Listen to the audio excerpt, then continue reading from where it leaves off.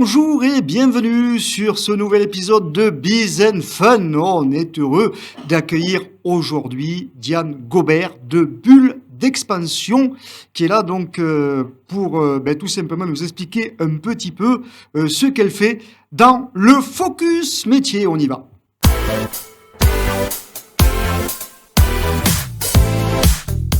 Eh bien, bonjour Diane et bienvenue donc dans cette émission Biz and Fun. Est-ce que tu peux donc nous expliquer un petit peu, te présenter déjà dans un premier temps et nous expliquer donc ce qui t'a conduit à créer ce fameux programme dont tu es venu nous parler aujourd'hui.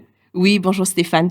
Donc je suis Diane Gobert, je suis la fondatrice du cabinet Bulle d'Expansion, qui est un cabinet en conseil et organisme de formation spécialisé dans la phase d'après-reprise. Alors pour la petite histoire, j'ai fondé et dirigé un réseau de franchises pendant 17 ans, puis je l'ai transmis et j'ai accompagné d'autres repreneurs. Et ce que j'ai pu constater, c'est que l'on prépare très bien la phase d'avant, mais très peu l'après-reprise. Or, c'est là que tout se joue. Okay. Beaucoup de repreneurs, aussi compétents et motivés qu'ils soient, se retrouvent très vite rattrapés par la réalité. Les décisions à prendre, des équipes à rassurer, une organisation à clarifier. Je vois beaucoup de repreneurs s'essouffler, faute de méthode. Et c'est pour ça que j'ai créé le programme 7 jours pour structurer et fédérer après une reprise, pour leur apporter une méthode simple, un cadre clair et surtout un véritable accompagnement et un véritable soutien sur les 12 premiers mois de la reprise. Waouh! Eh bien, ça donne envie. Présenté comme ça, très sincèrement, ceux qui ont des projets de repreneurs, de reprise d'entreprise, bien évidemment, il faut contacter Bulle d'Expansion. Alors, est-ce que tu peux nous dire un petit peu quelle est la conviction centrale qui t'a guidé dans cette démarche? Alors, ma première conviction, c'est que l'après-reprise est plus déterminante que la reprise en elle-même. Oui. On parle beaucoup du montage financier, des montages juridiques, mais on parle très peu du moment où le repreneur prend vraiment les commandes. Or, c'est là que tout commence.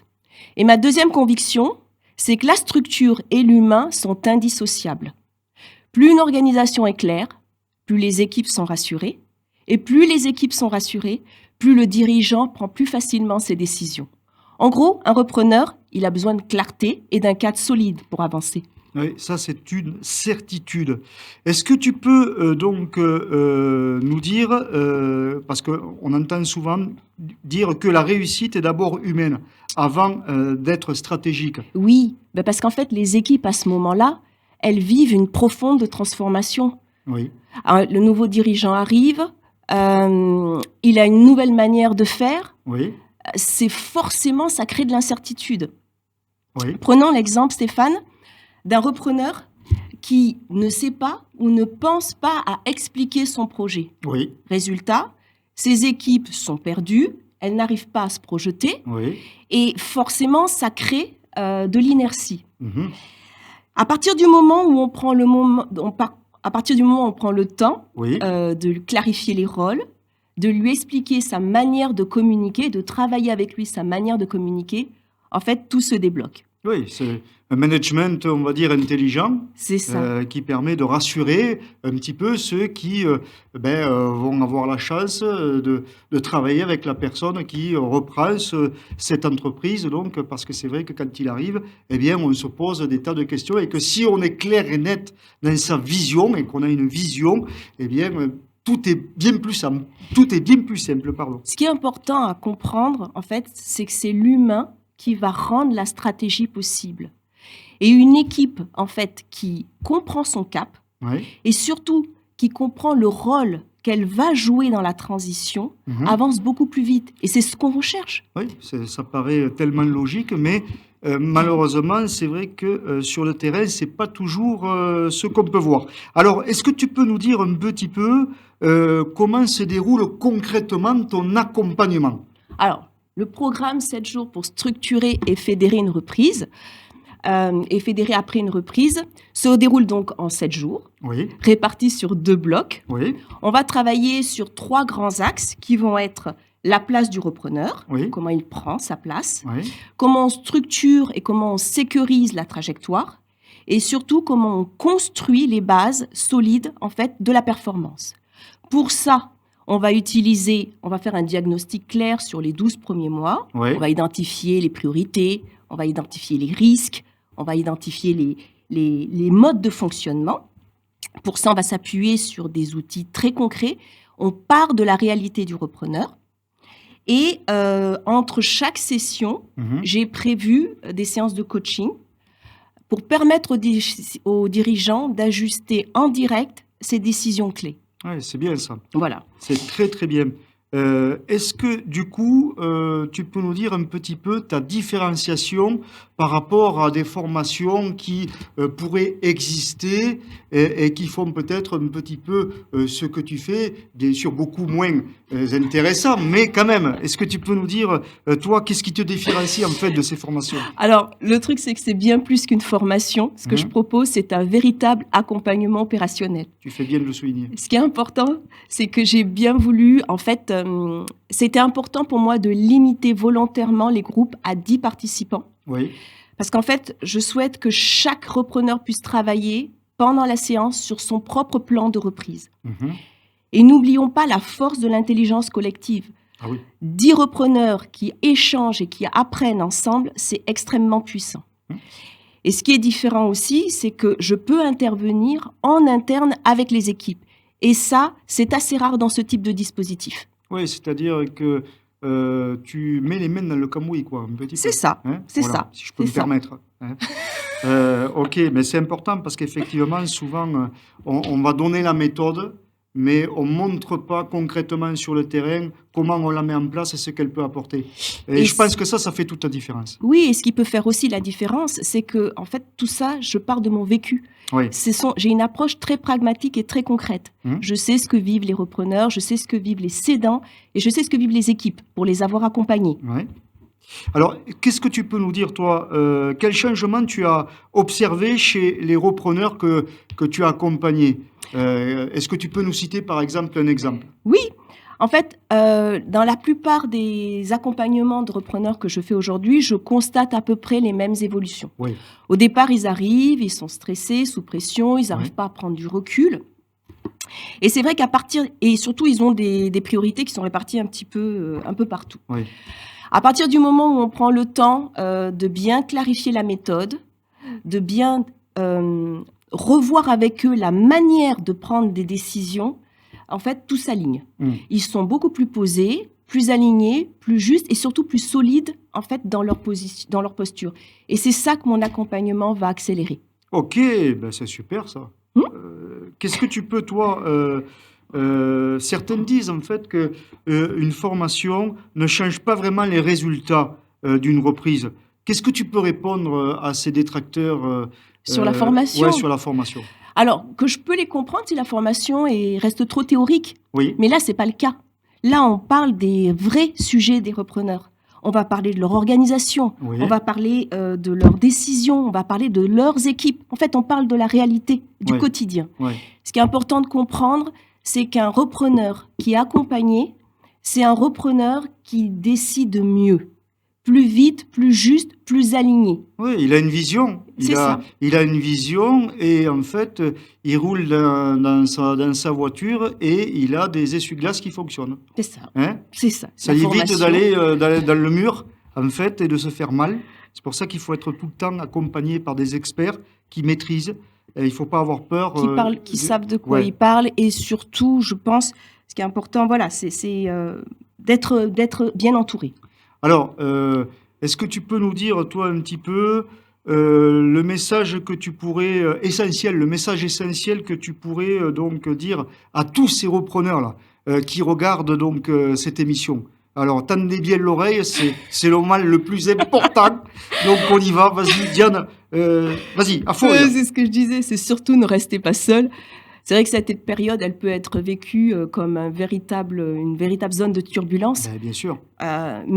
Mais avec une méthode claire, un véritable accompagnement, un véritable soutien, les repreneurs peuvent transformer cette période en véritable tremplin. Ouais. Et donc en faire une véritable réussite collective. À partir du moment où on met de la clarté, un fort alignement humain... ça fonctionne. Ça permet une réussite collective durable. Donc, surtout, le message phare, c'est entourez-vous au bon moment. Au bon moment. Voilà. Exactement. Eh bien, écoutez, c'est sur ces mots de sagesse que nous allons donc passer à la rubrique suivante. Merci beaucoup, Diane Gobert, de Bulle d'Expansion. Donc, amis repreneurs, ceux qui ont des projets, eh bien, n'hésitez pas à rentrer en contact avec Diane Gobert. On va passer à la rubrique un petit peu sympathique qui est le portrait chinois.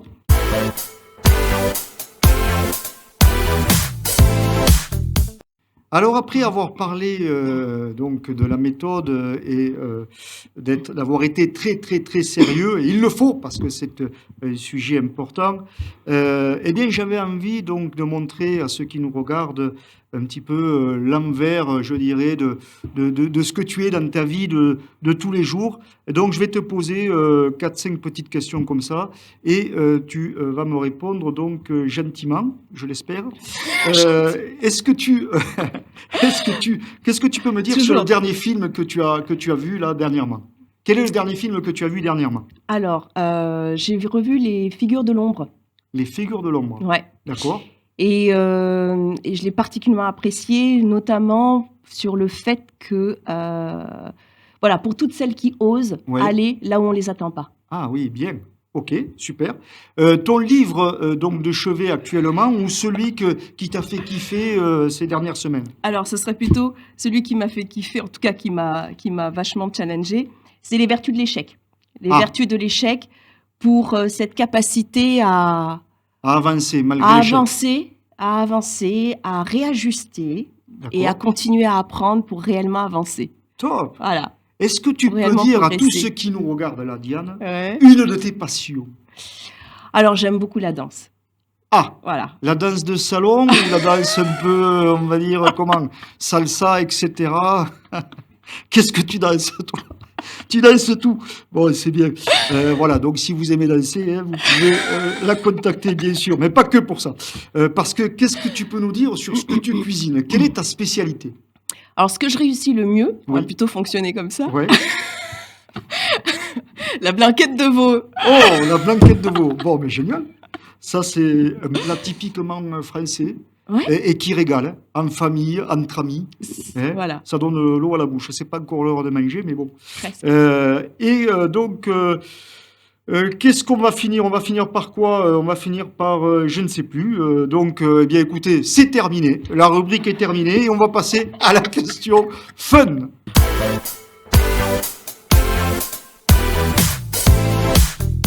Alors, vous le savez, vous êtes dans l'émission Biz and Fun. Donc, on termine par la question fun.